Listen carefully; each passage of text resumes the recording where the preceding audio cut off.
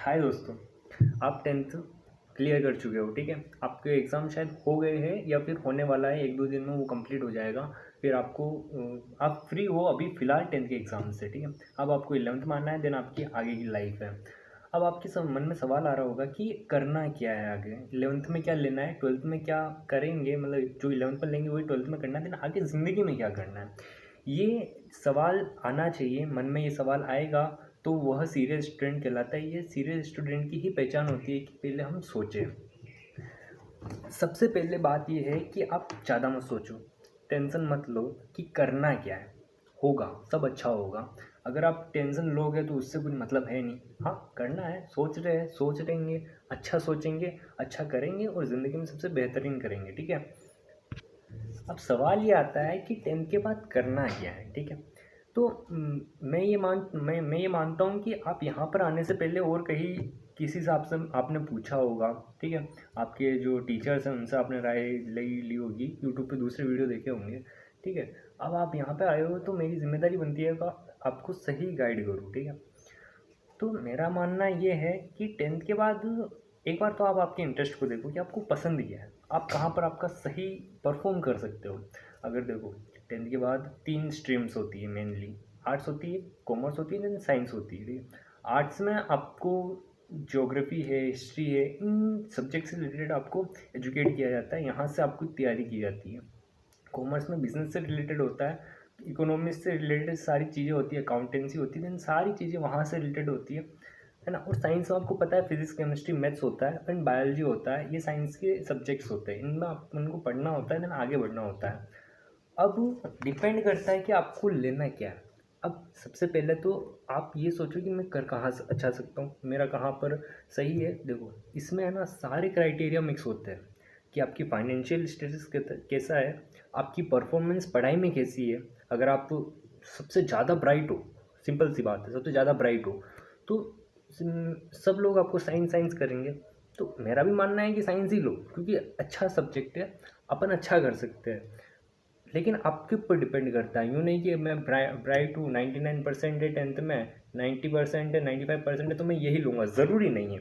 मैं ऐसा नहीं कह रहा हूँ, लेकिन आपको आपकी चीज़ें तय करनी होगी। सबसे पहला क्राइटेरिया आप अपने आर्थिक स्थिति भी आ जाती है, फाइनेंशियल स्टेटस भी आ जाता है, हमें उनको भी देखना होता है। क्योंकि अभी तो मज़े मज़े में अपन ले लेंगे जो है वो, ज़्यादा बड़ी सोचते हैं, लेकिन बाद में पता चलता है कि यहाँ पर तो अपना नहीं बैठ पाएगा, देन अपन को फिर शुरू से शुरुआत करनी होती है।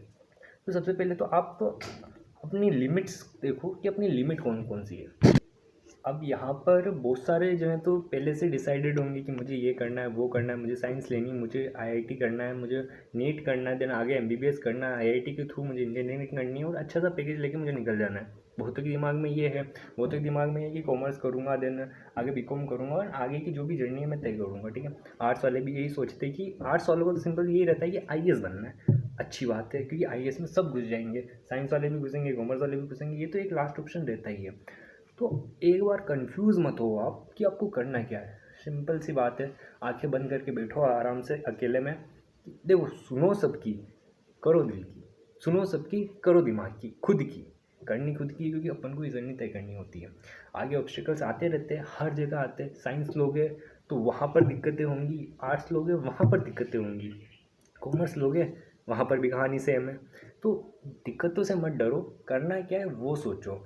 अब करना क्या है वो सोचो। देखो, एक बार तो आप सोच लोगे, आगे मैं आपको बता दूंगा, सिंपल सी बात है। साइंस में क्या करना होता है, कॉमर्स में क्या करना होता है, आर्ट्स में क्या करना होता है, सब चीज़ें मैं बता दूंगा। सब चीज़ें अलग अलग वीडियोज़ में मैं आपको क्लियर कर दूंगा कि साइंस में आप कर क्या सकते हो, साइंस में अगर करना है तो क्या करोगे और कैसे करना है, सारी चीज़ें मैं बता सकता हूँ। सारी स्टेप टू स्टेप, टेंथ से कहाँ से आपको कैसे पुशअप मारना है और आगे 12th के बाद कैसे अपन को निकलना है मार्केट में। अगर आप निकलोगे ना तो आप चमक जाओगे। ऐसी ऐसी गाइडेंस मैं दे सकता हूँ, लेकिन सबसे पहले आपको तय करना है कि आपको करना है क्या है, ठीक है। एक बार वो तय करो। और तय कैसे करना है, अकेले में बैठो, आंखें बंद करो, सोचो कि मैं कहाँ सही कर सकता हूँ, खुद से पूछो, खुद ही बता दूंगा आप कि हाँ मुझे ये करना है, ठीक है। और रही बात उन स्टूडेंट्स की जो बिल्कुल कन्फ्यूज़न में है कि यार करना है क्या, समझ में ही नहीं आता, भैया मन की आवाज़ भी सुनाई नहीं देती, दूसरों की क्या सुनाई दे। सिंपल सी बात है, खुद की आवाज़ दूसरों की भी नहीं सुनते तो मन की क्या सुनेंगे।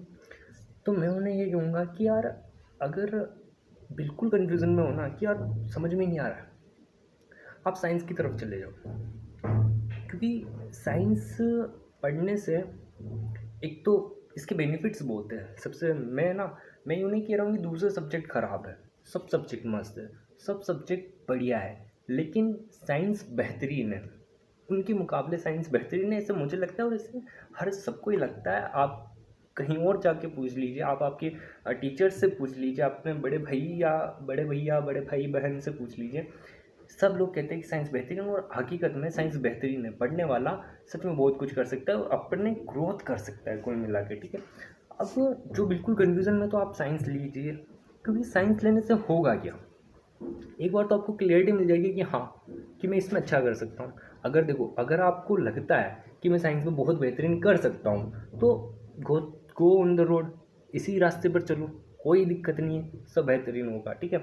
और अगर आपको लगता है कि यार मैं थोड़ा सा दूसरी फील्ड में जाकर या दूसरी स्ट्रीम में सही कर सकता हूँ, अगर आपको 1 साल बाद भी पता चलता है, 11th ख़त्म होने के बाद पता चलता है, तो आप सब्जेक्ट चेंज कर सकते हो।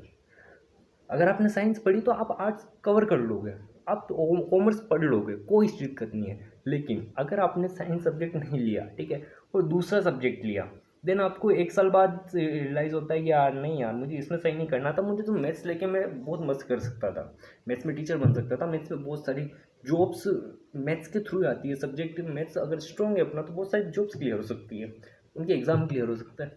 और अगर आपको बाद में पता चला, आप फिर सोचो कि यार 11th के बाद मैं ये करूँ, साइंस लूँ, वो आपके लिए टफ काम हो जाएगा। आप साइंस फिर नहीं पढ़ पाओगे, आपका कॉन्फिडेंस लूज़ हो जाएगा, आप उतने कॉन्फिडेंट के साथ नहीं पढ़ पाओगे, तो वो एक गलत रास्ता चला जाता है, आप मेंटली डिप्रेशन में चले जाओगे। अगर आपने साइंस नहीं ली फिर बाद में लेने की सोचो, लेकिन ऐसा उल्टा होता है।